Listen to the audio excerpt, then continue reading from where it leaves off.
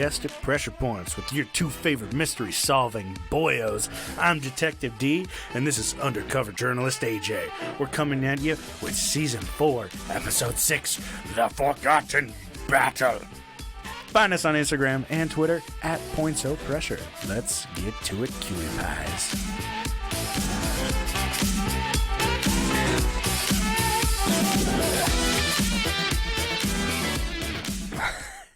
Why are we detectives? I don't know. Fuck it. All right. Well, we're detectives this week. We are whatever the fuck I want us to be.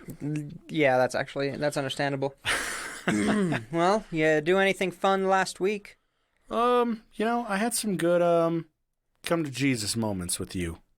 Yeah. You know about them. Oh, of course. It's been good. We shit. Yeah.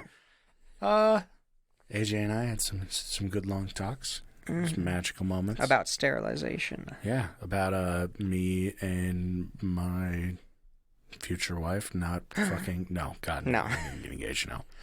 About us finding little routes around not having children and not getting married and... Not having the pressure to do so. Yeah, fuckers for the rest of our lives. So, yeah, it's a good little chat. Mm-hmm. I am married, so I don't give a shit. Explaining to my parents why the fuck I don't want to have kids. It's been a good chat. Oh, every time I try to explain to my parents that I don't really want kids, they're like, okay. Oh, you might. Like, who are you, the Utah legislature? Yeah. Come on. Right. What the fuck? Oh, Jesus. No, they mean well. Yeah. Especially, I got a nice young nephew. I can't wait to buy him some Pressure Points gear. Yeah. That's going to be part of it. We should cash out the proceeds from that. Yeah, from our merch store. Before they take everything else from us. Ban everything else. Block all of our shit. Mm-hmm. Yeah, we should. We should cash that shit out. Yeah, just on merchandise, so it's not technically income. But not spend it on babies. Fuck. No, we'll just spend it on merchandise. It's not income, so we didn't profit. We'll spend it on our own merchandise. Yeah. And then make more money. And then make a little bit of extra money. That's genius. I'm going to do that. Fuck you. Okay. Well, all right. We'll be able to buy one thing. After that, yes. Yeah. Oh, all right. So, yeah. Well, welcome back. Happy fucking Monday. It's one of them. I don't know what day it is, but I hope you all have had a great week. We've been posting on Instagram more. Yes, we're back in a very non-big way on social medias. Hey, anybody listen to this? If you know anything about marketing, especially marketing a podcast, please message us. And do you want a job people to work with that won't pay you? No. I'll give you merchandise. Free. I'll give you merchandise. That's fair, yeah. 100%. Oh, I might even Venmo you. Damn, you don't even Venmo me. Yeah, that's true. Yeah, that's fair. It's because you keep canceling my transactions. You're like, you owe me $20, D. I'm like, canceled. Nah. Nah, that's fake. You can ask this for me in person, bitch. All right. Well, today I kind of wanted to go back to it. The last couple of weeks, I've personally strayed from my regularly scheduled content. Yeah, I had to step in. Yeah, I had to take the initiative from AJ and say, you know what? It's World War II time, baby. Well, this episode was inspired by by Bear. Yes. Yeah. Coming inspired up by in him. A couple weeks. Yeah, coming up soon. We were talking about the rape of Nanking because D had never heard of that before, which blew both of our minds. Well, he said, "Oh, it's surprising that not a lot of people know about this." I'm like, "Really? I thought everybody knew about this." I slowly raised my hand and said, "I don't know about that."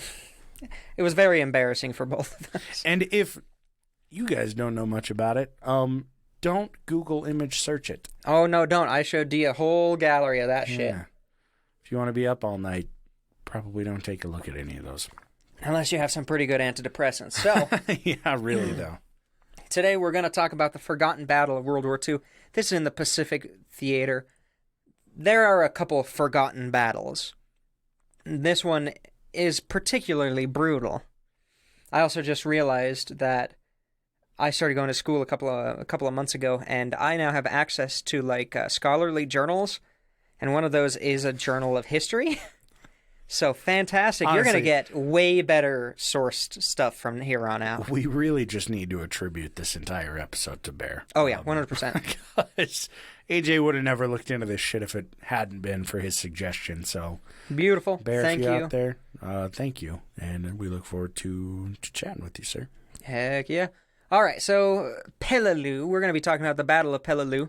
Peleliu. It's, around, there were just a ton of islands around the Philippines all the way between the Philippines and Japan. Okay. Where basically we had to fight almost island to island. They eventually did island hop, where they would just skip an entire island, and because they took out the island behind it, the supplies are completely cut off, and then they just sit on this. The soldiers just sit on the island and slowly starve to death or retreat. Oh, great. That would be my luck if I had been in World War II. Oh, I yeah. would have been in those, yeah. So you would have been Japanese, that's true. What?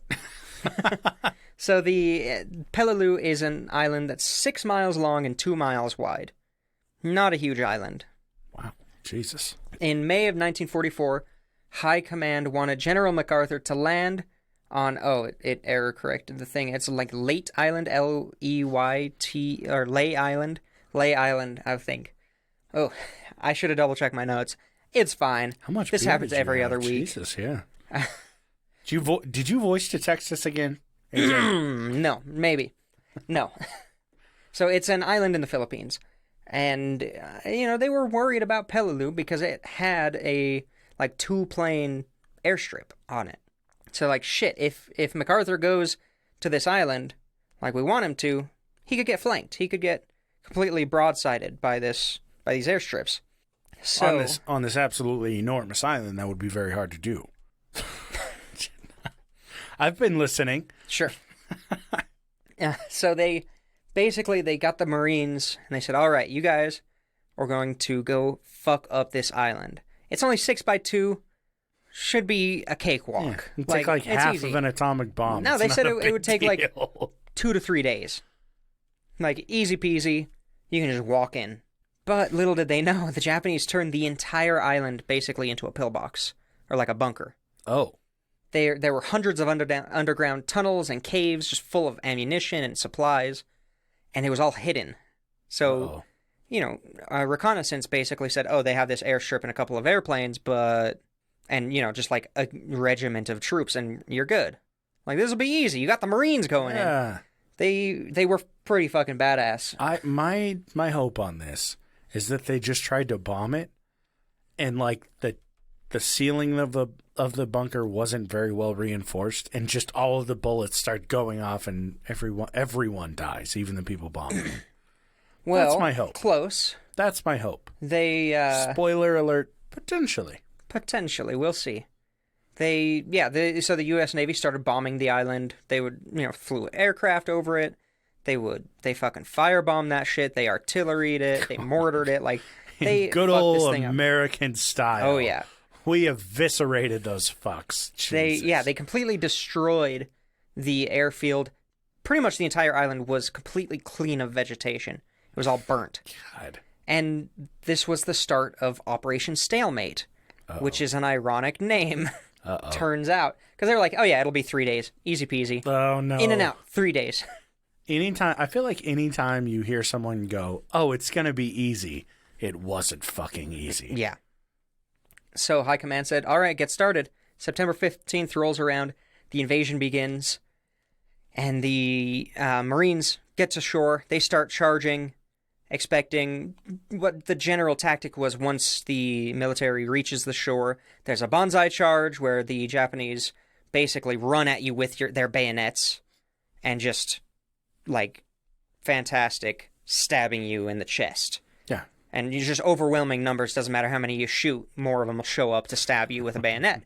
But it's osmosis. They just multiply every time you kill one, two show up. That's definitely what osmosis is. Yeah. Not mitosis. That's what I meant. I didn't go to college. I'm bad at this stuff.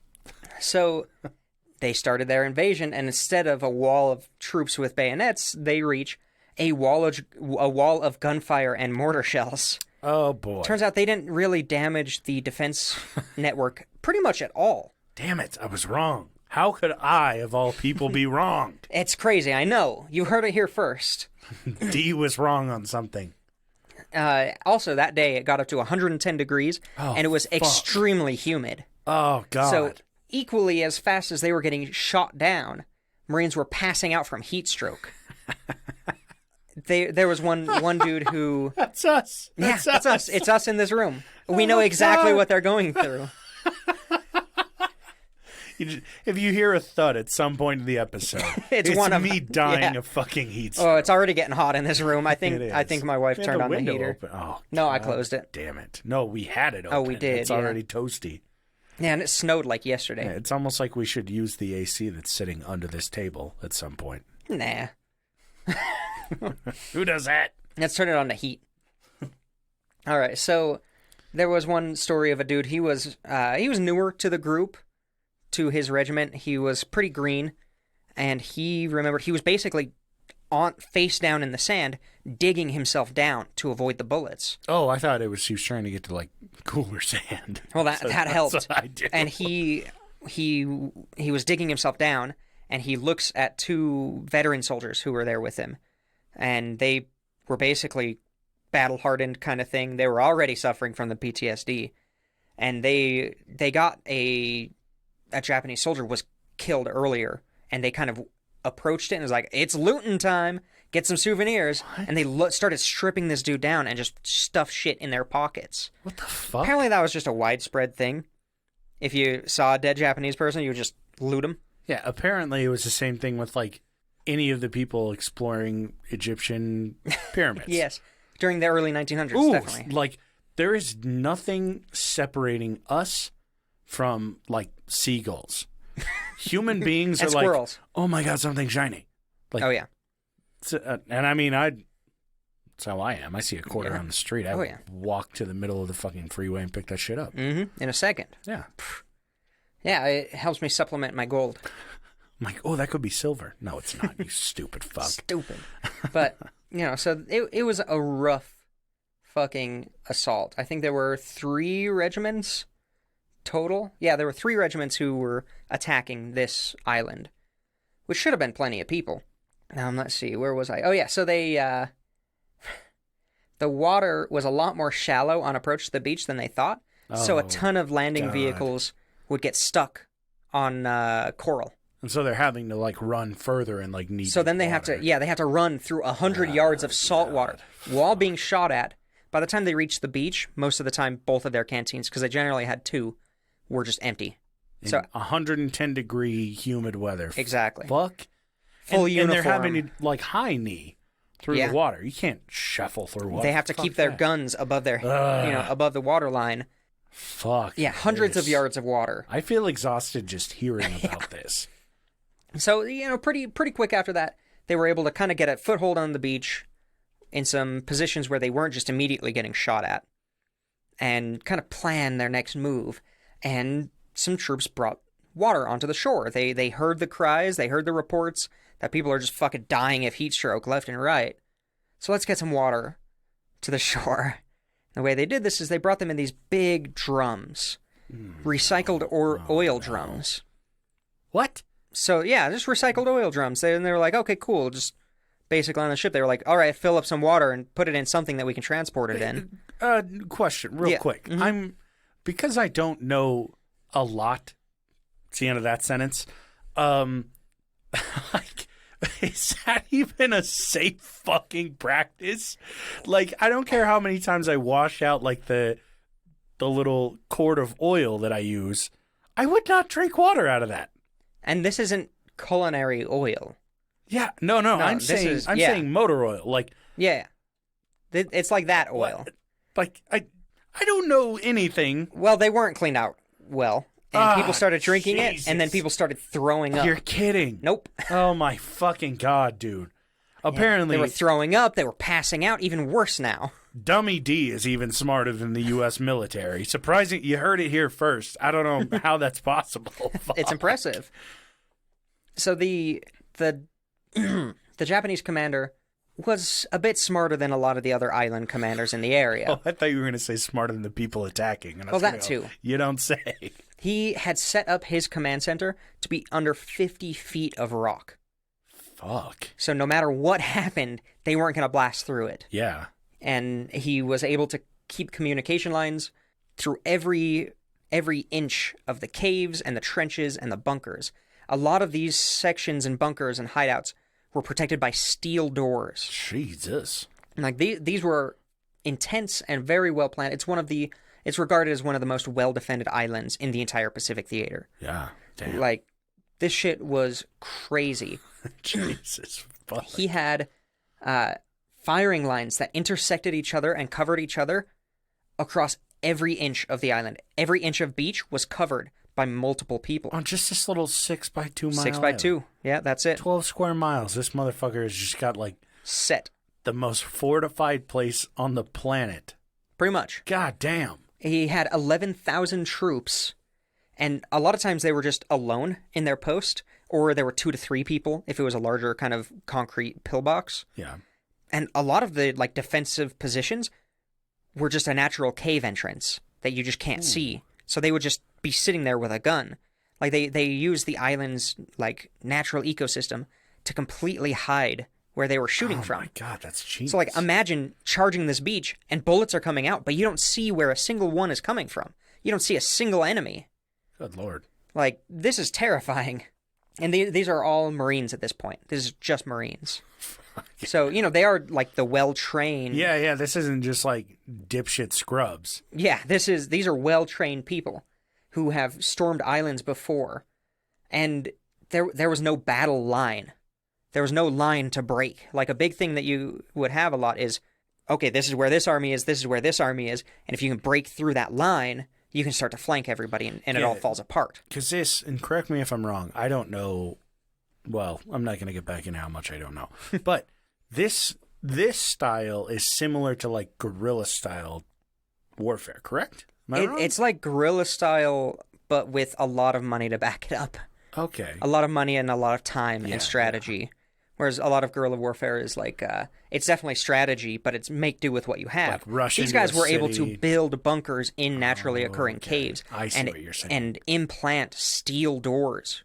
Okay. Jesus Christ. So because there's not a battle line, they had to take this island piece by piece, clear out that, that pillbox, that bunker, go into it somehow. Yeah. And then break down the steel door to get to the other parts of it, in which case now you're faced with multiple branching caves and entrances, and you don't fucking... like Vietnam-style caves. Yeah. Good Lord. These people were fucking serious. Yeah, it was... The island had to be captured hiding place to hiding place. So you didn't even know where you were going to come out. You didn't know where you were going. If you didn't communicate where the cave entrance was, oftentimes they wouldn't be able to even find the cave entrance again. Like, the guy that made this place, I really hope that he goes by the Minotaur. And he's like, welcome to my fucking labyrinth, America. Good luck getting out alive. It's about at that level. Jesus. And it was really smart to just break them into small groups, because if they captured one bunker, you only lost 2 people. Yeah. Whereas how many people did they lose running at a fortified bunker guarded by machine guns? Jesus Christ. So... because of how difficult this was, this 3-day campaign lasted for more than a month for the Marines. What? Just the Marines. More than a month.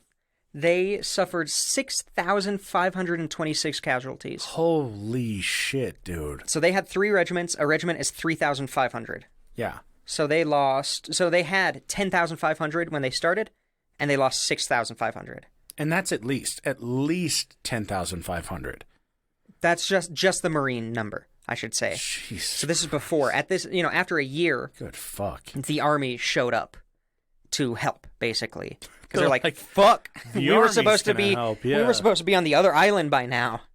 Like this is fucked up." Oh my So God. yard by yard, they had to fight against these entrenched troops, and when night fell, because it's on a shitty island in the middle of the Pacific, On a shoreline, yeah. it's just pitch black. There's no lights. Oh my God. So this guy, Captain Pope, he had 90 troops left in his unit. And he was basically told, capture this unit, or this position called the Hill. Mm-hmm. And he was like, I don't have any troops, but okay. And this is the kind of thing, this is an example of what was happening all over that island. This style of attack. It was, a small unit was given the order to do something crazy, and they just said, do it, figure it out. So he started charging, up this hill. They took a couple smaller positions, and night came. Like nothing. It was just, It was kind of bright. Boom, black, pitch black. Jesus. At that point, the Japanese soldiers couldn't see them. Oh. They couldn't see the Japanese soldiers. So the Japanese soldiers came out of their hiding holes with their swords and charged them. Oh. All night, it was just hand-to-hand combat. You couldn't see anything. The Marines, the Japanese had swords. The Marines had shovels, knives, and just their fists. And luckily, the Marines know how to fight hand-to-hand. If that's something that they're really fucking trained on, more than the average troop, it's hand-to-hand shit. Mm-hmm. So by the time the sun came up, they fought all night. And it was reported that for every 5 dead Japanese, there was only 1 Marine lost. They ended up... that's probably some propaganda. Yeah. But they were effective. Point. Yeah. Very, very effective. By the time the sun came up, they held the hill with 0 ammunition and 7 people and the captain alive. So 8 total people. Damn. They lost 82 people that night. Just in hand-to-hand combat. But they fucking destroyed, hundreds of these other soldiers. But they held the hill and they were eventually reinforced. So across the island, as I was saying, a lot of these little maneuvers by smaller units started to take place. Like, a lot of people got Medal of Honor. A lot of people died. Yeah. Before they could be awarded or was awarded to their family. Damn, dude. And I wonder how many American troops and Japanese troops killed their own men. Oh, there is a statistic on there. Oh, sorry. I don't have it. Oh. But that has been shown, and if I remember right, it's surprisingly high. Friendly fire is surprisingly high. I wouldn't consider it surprisingly high, considering how dark it would be. Yeah, it's dark. You're shooting. Like, there are incidents where the U.S. Army fought the French Army during World War II. Wait a minute. Yeah, because of miscommunications. It's the double Spider-Man meme. They're like, wait. Yeah, yeah, exactly. So, let's see. God, dude. Yeah, wild. So the Japanese troops were extremely brutal. If you don't know anything about the Japanese during World War II, they were extremely brutal. So knowing that they didn't have any reinforcements, the Japanese were like, we're not getting help. Yeah, fuck it. We're just going to kill to kill.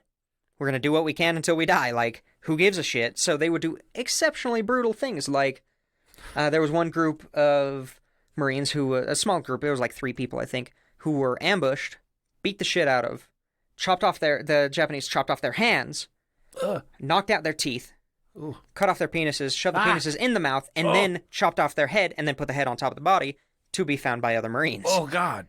Oh, fuck. Gee. Oh, my God. Yeah. God damn. It's not too bad.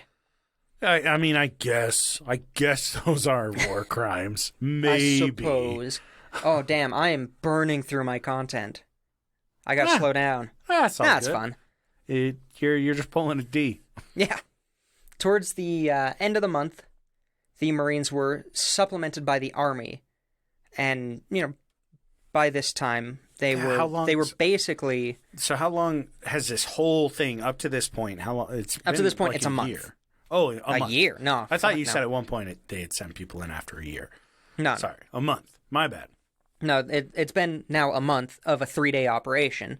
Oh, yeah. And they are... It probably felt like a fucking year, to be honest. The Japanese were basically just hiding. They would just live in a cave and ambush people. This was full guerrilla warfare now because they lost most of their defensive locations. So they were just hiding. Kill a group if you can, go out with a blaze of glory, and it's extremely difficult to fight that kind of battle because you never know where they're coming from. It's Viet Cong all over. Jesus. Well, all over again. Well, pre-Viet Cong. Pre-Viet Cong. Other way around. Vietnam War was that all over again. Yes, there we go. But the Army basically showed up and said, hey, we'll help you guys. We'll do cleanup. which is just taking out the last small groups of soldiers. Yeah, they're like, we'll pick up the penises that have fallen out of our brothers' mouths. Now that you've lost over half of your original troops. We'll look for their teeth. Yeah. God. So they were kind of just mopping up, and even though most of it was done, they still lost hundreds of casualties, the army. Still trying to, Still just cleaning up the last couple groups. The Japanese commander, I'm specifically not mentioning his name, because fuck that guy. The Minotaur. That's what we're going to call him. The Minotaur. So he, at his command, realized, okay, yeah, well, we knew we were going to fucking lose this, but I'm going to kill myself now. And before he did, he had as many of his troops as he could. He had about 100 people left, and he said, the best way you guys can die is doing a final bonsai charge for your emperor, as he kills himself. Oh, God. How did he kill himself? I don't know, didn't say. Oh, okay. I would assume sword through the gut. Oh, okay. Some nice little twist. seppuku. Is that what that's called? Pretty sure that's what that's called. I don't know. Sure. That's what it is now. Yeah, that's what it's called. Much like osmosis. So they seppuku. So they followed his last wishes. They knew where the army was. They fixed their bayonets and just fucking yelled and charged them, and they were just massacred. Dude, fucking, like, I'm going to be honest. There's a reason that I'm not in the army. And if my commander was like, hey, the best way for you guys to die is to just go all out killing as many Americans as possible, and then he kills himself, I'd be like, no, the best way for me to die is at home in about 50 years. Peace out, guys. I'm a fucking quitter. No thanks. Yeah. Oh, God. So this was, it was obviously like we're gonna die anyway. Some big old hanging testicles. Well, not everybody listened to him. Oh. So this led to months of people, of them just finding a dude with a penis in his mouth and beheaded, just in the forest. Jesus. No evidence of where they went, no evidence of where they came from. Like, patrols had to be adjusted on the island. They actually had to keep troops on the island, which a lot of times after they would, attack an island, it would only be like, here's a little outpost so that you can get, like, better radio traffic and shit. Oh, God. Imagine finding someone you knew, like, dead. Heads cut off, but just, like, on their body. Gingerly placed back on top. And you're like, oh, no. And then his own dick's in his mouth with no teeth and no hands. And his hands, I'm going to be honest, his hands are probably up his ass. Oh, I was thinking they were, like, under the jaw. Oh, like holding it up. Yeah. Looking cute. He's just posing. Yeah, his legs are up behind him. And he's got a little kissy face, and he's got his dick hanging out, dick hanging out a little. Like a stogie, a cigar stogie. A dick stogie. It's no longer a scary thing. We've turned it into, we've ruined it. Cured it. Yeah. Sorry, Japanese soldiers in World War II. You can't scare me. No, I'm just no, I would be fucking terrified. That's terrible. If I found somebody with like their pinky finger sewn back on, I'd be like, I'm out. Nope, no more war for me. Mm-hmm. So they, the army stayed in the area while the Marines kind of moved on, and they just kept getting attacked. They kept getting fucked with, and they would document like caves when they came across them.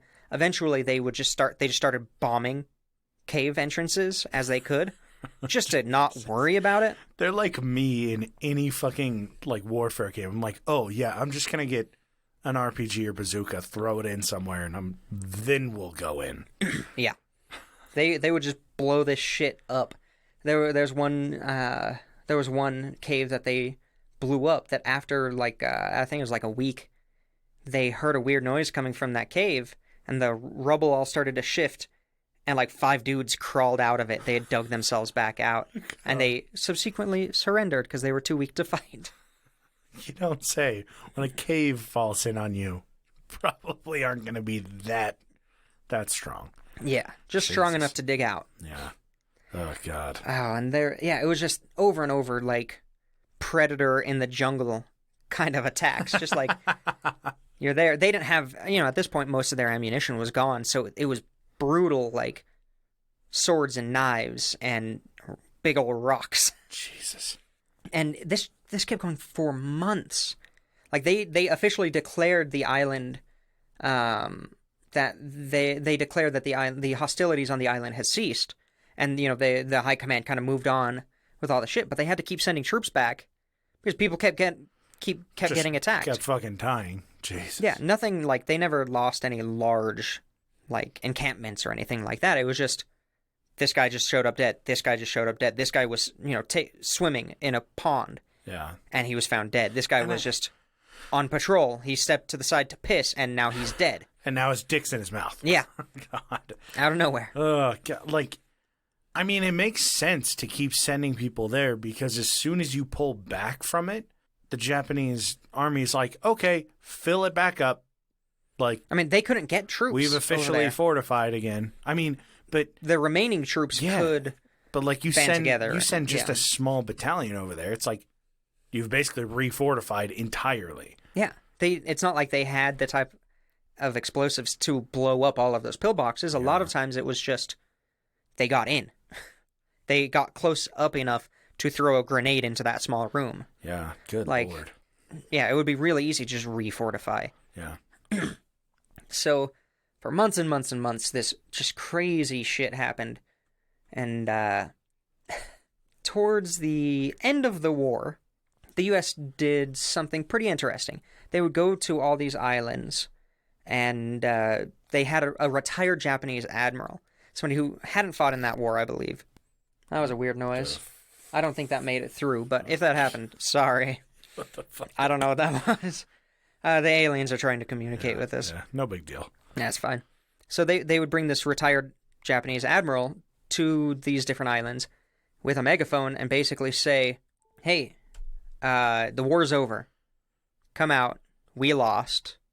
And sometimes they would talk about the nukes. Most of the time it was just, we lost. Figure it out. Yeah. And even after months of attacking and defending against these Japanese troops, 26 Japanese soldiers came out of the jungle to the shore and surrendered. What the fuck? There were still 26. Good God. And they were able to just string along the army for months. Word is, to this day, Japanese soldiers still occupy this island. I mean, God probably not damn. still, but for a long time, for decades, I'm there were sure, reports dude. of that shit. Good God. Like that dude in the Philippines who he thought he was still at war. I completely forgot about that. Yeah. I always felt like that was one that it seemed fake as fuck. It did. But then I was like, it's pretty backed. Like, I read it forever ago, so I don't have all the facts on it. It was but true. It was that crazy. shit's wild. If you don't know about it, look it up. Yeah. Because we're never going to do an episode on it. No, it's not big enough, but that wasn't the only time that happened. Quick that was the only explanation, time that it was big. They found, wasn't it like a crashed plane or something? Like, or he just got lost from his battalion and like they asked, like he ran into fuck, we're gonna have to do an episode on it. Oh, fuck. No, I'm pretty sure, yeah, he got separated, like some of his group were running away and he was like, no, I'm more honorable than that. I'll stand and fight. Or I'll hide to fight another day kind of thing. Mm-hmm. And little did he know, they were retreating the entire island. Yeah, and he was just like watching over like the one.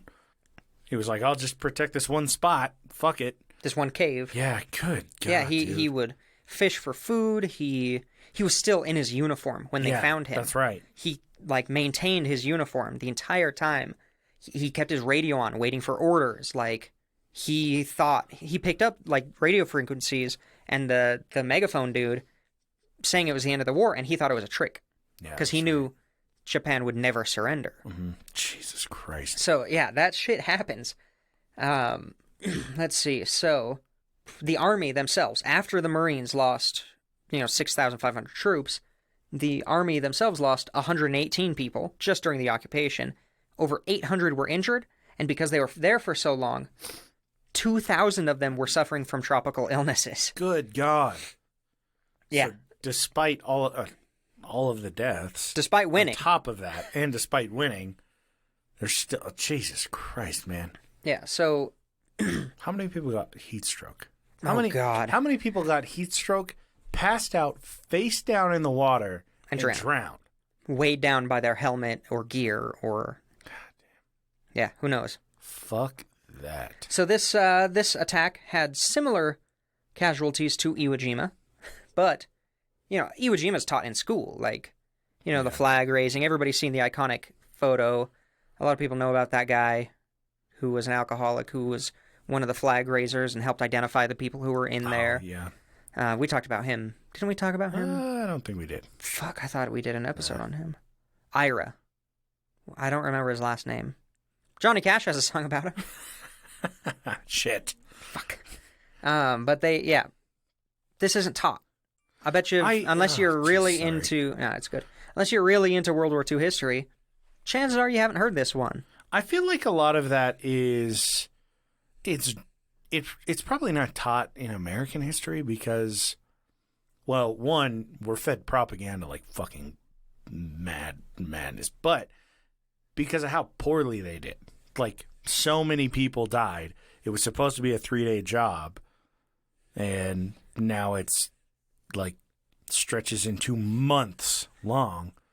It doesn't really look so great when you're trying to, recruit the same kids that are learning about it into the military at 16. Nah, even better. The reason it's not taught is because it was completely preventable. They didn't have to attack this island. Oh. This island met the criteria to be leapfrogged. Oh, that's right. Because it was so small. Yeah, multiple people. Like, it would have made more sense to do the landing on the island that they had originally chosen with defenses towards that island so they wouldn't get flanked. So it was just a fucking... Because it's easier to defend against a couple of airplanes than take over an entire island. But once they took over that next island, the supplies would be completely cut off from the previous... From Peleliu. Yeah. They would have been completely cut off and had to have surrendered or starved to death. It was just fucking all these lives lost. Completely pointless. Plenty of members of high command had said, why are we doing this? Like, this is dumb. We can just... Even if they had just bombed it for 3 days, destroyed the airstrip, now they're not going to flank them. Yeah. They don't have any planes. But... The Minotaur's just sitting there. He's like, bring it on, bitch. Nothing happens. Come into my labyrinth. No, they could have avoided it entirely. The entire thing. There'd be thousands of people still alive. Well, probably not still alive. Well, they would have died later. But thousands of people would have survived. Would have survived that. Yeah. Wouldn't have gone to a very pointless death. Yes, extremely pointless. Good Lord. Even if it was just planned better, like not sending water in oil barrels, that would have added, What the fuck? I don't get that one. Like, it blows my mind. I wouldn't even drink water out of like an old Listerine bottle, for fuck's sakes. Like, what the fuck? They're just like, it's an oil drum, ship it out. Yep, fill it full of water. Our American troops are tough. No, you shouldn't have motor oil in your system. Yeah, it was basically just not talked about a lot because the people in high command who said we shouldn't be fucking doing this were just overruled. Mind you, this is also saying that you should drink water out of an oil drum. This is coming from the same people that said that cigarettes were good for you. So well, yeah, and they were giving them methamphetamine. They're like, hey, this will help you stay awake. Here's some cigarettes that'll replace your meals, and here's some water that's got a little like film on top of it. Don't worry about it. It's fine. It's natural. Haven't you ever had filmy water before? Choke it down. You'll be all right. Be a man about it. You're a Marine, goddammit. You're a fucking Marine. Your insides are made out of steel. This'll help you run smoother. Dead. Yeah, just bah. Yeah, like so many people died from the heat. Like they at the very least should have done the reconnaissance to know that their landing craft wouldn't make it. The motor oil will help keep you running smooth in even 110 degrees. Oh, no, that's not how it works. Yeah, so like it was just botched. Stupid. I love every step of the way, and that's my why new favorite episode. This is why it's Pressure Points content because everybody fucked up. Because somebody fucked up, and everybody got screwed on it. I love it. But now imagine you were one of those 90 dudes who had to attack the hill. And it's pitch black, you have a shovel, and they say, kill them Japs! Oh, God. And you're just swinging. And you can't see jack shit until it's 5 feet in front of you. Yeah, until the sun's starting to come up, you're like, wait a minute, that's Evans. Oh, shit! Oh, shit! Why is his dick in his mouth? Why is my shovel in his head? Why is his and my dick in his mouth? Why is my dick in his mouth? Jesus, dude. So it's crazy. What the fuck, World War II? Why do you continue to give us so much content? Let me pull up some numbers. Like, yeah, World War II has a ton of fantastic fuck-ups. Fantastic fuck-ups for us to talk about. Oh, Jesus. 10 out of 10. Yeah, so in Iwo Jima, it looks like 7,000 U.S. Marines were killed. This was 6,500. But at Iwo Jima, there were 70,000 Marines deployed and 18,000 Japanese soldiers. And it lasted a month as well, a little bit over a month. And there were only 216 Japanese soldiers captured. The rest were killed in Iwo Jima. And then in this one, they deployed. Started with 11,000, ended with 26. Killed 6,500 of them? Of the Marines? Yeah. Yeah, 6,500 Marines died. Jesus Christ. Those are some rookie numbers. Yeah, like the I think the one regiment had a mortality rate of 75%, and then the other ones had like 65%, which is awful. Like, your death rate should not be that high. Especially considering these guys went out there with a chip on their shoulder. Like, hey, it's going to be easy. It's a 3-day thing. Probably not even going to get shot at. You'll fuck them up. You'll be fine. They're like, we got this. We're the U.S. Marines. Mm-hmm. Joke's on you. You don't got this. They are dug in. Fuck, man. Solid shit. Yeah, I didn't know that there were that many Marines involved in Iwo Jima. Like, how... The thing that blows my mind with the Pacific Theater is how many U.S. troops there were versus how many Japanese troops there were, and how fucking hard it was to kill them. It makes sense. All the journals that I've read, all the quotes that I've read about the fighting in the Pacific Theater being so brutal and difficult, and you had to fight for every inch, makes sense now. Even though they had vastly fewer troops, just knew how to fortify. U.S. troops knew how to run away. They knew how to run away. They were allowed to retreat. Oil, yeah. Well, yeah, and drink motor oil. But, like, goddamn. Oh, shit. Well. Fantastic. Thank you. Big shout out to ITT Tech for reminding AJ that he's got access to their library. Not their library. I don't know what fucking college you go to. That's good. We should talk about that. ITT Technical Institute. Education for the future. Well, I'm pretty sure they're closed. If they're not, we're sponsored now. Congratulations. Oh, that's good. Yeah, definitely not through them. But yeah, I had fun. You have fun? Damn, yes, good old brutality. I did. It's always fun when there's a dick in someone's mouth, even if it's your own, and it's not attached anymore. Fuck you. Oh, God. That's going to have to be our new intro music. Oh, yep, that will. That's good. Man. Well, huge shout out to Casey McFacey, Tata Waddles, Dark Runner, fucking Sexual Vanilla, Haley, and Nordic Thunder. And my personal favorite, a big old fuck you to D's Nuts. Yeah, fuck you, you know who D's you nuts. are. I know who you are. See you in a bit, baby. Yeah, we'll catch you guys next week. Always reach out on Twitter and Instagram. He's tired. Points pressure. We will catch you guys later. See you next week. Oh my God, dude, that was fucking perfection.